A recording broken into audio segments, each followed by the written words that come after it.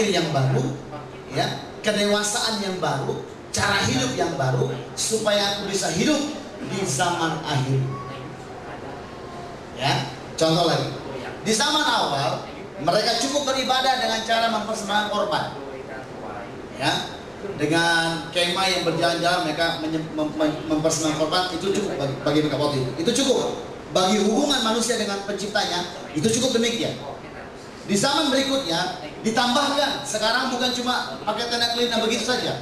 Ada aturan demi aturan tambahan yang terjadi. Kenapa? Karena kehidupan di zaman tengah itu berbeda masalahnya dengan kehidupan di masa zaman awal. Karena itu ada pola-pola yang baru bekerja.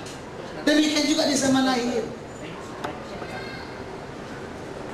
Tidak cukup cuma rajin ibadah, tidak cukup. Tidak cukup cuma bawa korban persembahan ke hadapan Tuhan, tidak cukup. Ada hal-hal yang baru yang Tuhan minta. Ada hal-hal yang baru yang sedang Tuhan lepaskan, Tuhan nyatakan kepada gereja. Karena itu perhatikan cara kita mendengar suara Tuhan, supaya kita tahu hidup sesuai dengan kehendak. Amin. Amin. Nah, ini zaman akhir, artinya ada sesuatu yang unik. Jadi mari mulai perhatikan. Saya mau tanya Bapak kasih Tuhan, waktu di zaman Nuh, apakah mereka sudah tahu akan ada air bah? Nobody knows, even nobody believe. Walaupun Nuh sudah menyatakan, malah mereka menjadi penentang. Ada banyak orang yang hidup di zaman akhir, tapi dengan pola pikir zaman lama. Tidak bisa.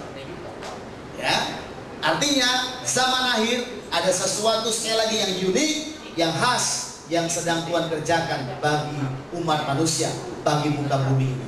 Karena itu belajar hidup sesuai dengan kehendak. Nah, dari perikop yang kita baca tadi, nasihat untuk berjaga-jaga, saya boleh simpulkan ada 3 nasihat utama bagi kita untuk hidup di zaman ini.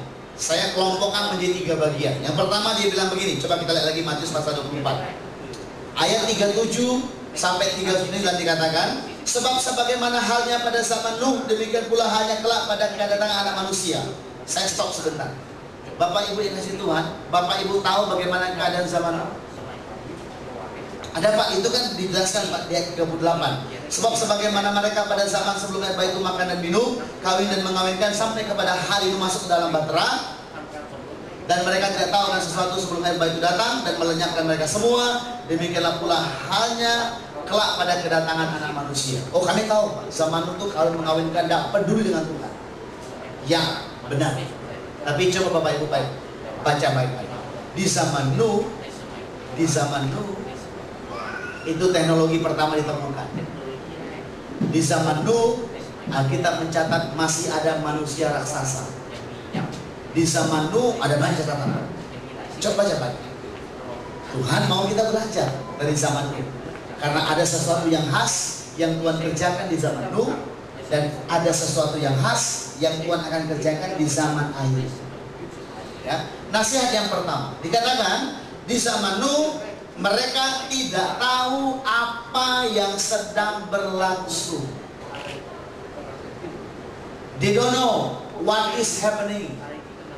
Berapa banyak orang yang tidak menyadari bahwa ini adalah akhir zaman.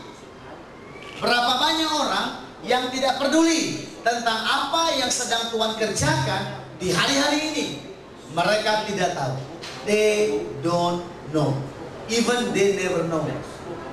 Never know ini. Akibatnya apa? Karena mereka tidak tahu, tidak mau tahu, tidak peduli. Waktu air bah datang, yang khas itu datang, yaitu air bah, mereka mati sudah. Nasihat yang pertama, jangan biarkan dirimu tidak tahu.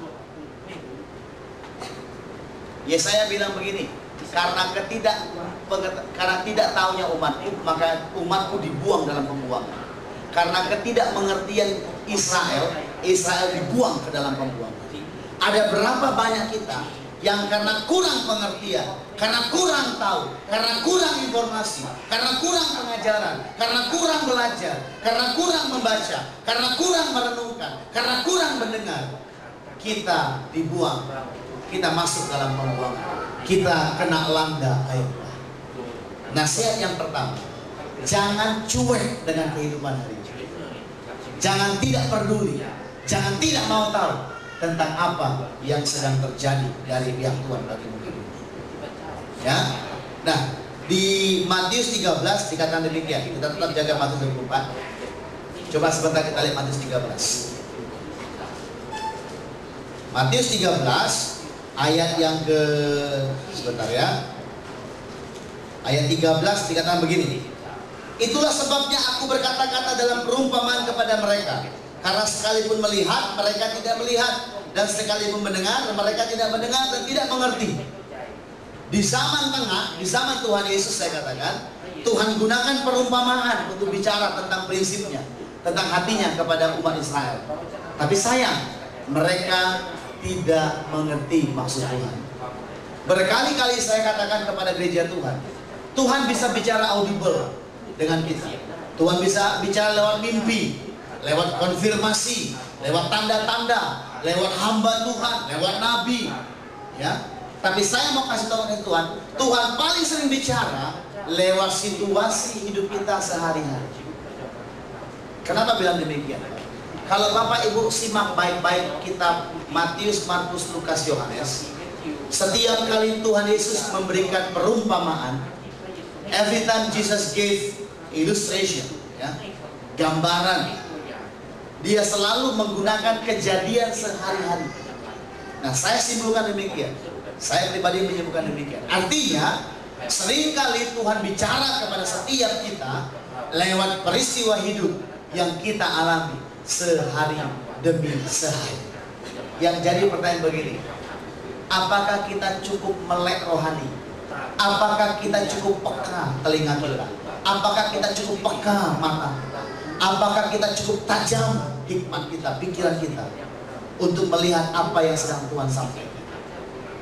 Kalau kita baca di Matius pasal 13 lagi, coba sama-sama saya. Ayat 14, maka pada mereka genaplah nubuat Yesaya. Bahkan Yesaya menubuatkan yang berbunyi, kamu akan mendengar dan mendengar namun tidak mengerti. Kamu akan melihat dan melihat namun tidak menanggap. Sebab hati bangsa ini telah menebal dan telinganya berat mendengar dan matanya melekat tertutup, supaya jangan mereka melihat dengan matanya dan mendengar dengan telinganya dan mengerti dengan hatinya, lalu berbalik sehingga aku menyembuhkan mereka. Dari mimbar ini sepanjang tahun 2009 saya katakan, mari perkatakan tahun mujizat kesembuhan yang kreatif. Saya bilang di doa puasa kemarin, waktu saya lagi berdoa, Tuhan bilang begini, Olga, many of them, banyak umat Tuhan yang mengalami ini, tapi banyak juga yang nggak mengalami. Saya kaget. Kamu coba itu. Saya bilang saya nggak tahu. I will show you later. Terus kenapa Tuhan? Saya bilang kepada kamu hari demikian, supaya tahun 2010, waktu aku melepaskan janji profetik lewat hambaku Pak Niko, yang mengatakan bahwa tahun 2010 adalah tahun pemulihan dan kelimpahan. Dan sebagai gembala di Bangkok saya tambahkan, kita ngalami di bumi seperti di surga. Dari sejak mereka tahu, supaya mereka mulai memperkatakan, percaya, hidup di dalamnya dan mengalami. Oh iya. Ya, saya berdoa mulai hari ini, kita nggak tebal kuping kita, mata kita nggak tutup, hati kita nggak tebal, supaya waktu disampaikan visi Tuhan, mari mulai perkatakan, mari mulai percaya, mari mulai menghidupinya. Bapak Ibu akan lihat bagaimana digenapi dalam hidup. Ya, coba cek hidupmu, apakah kau mengalami itu? It is not that slogan.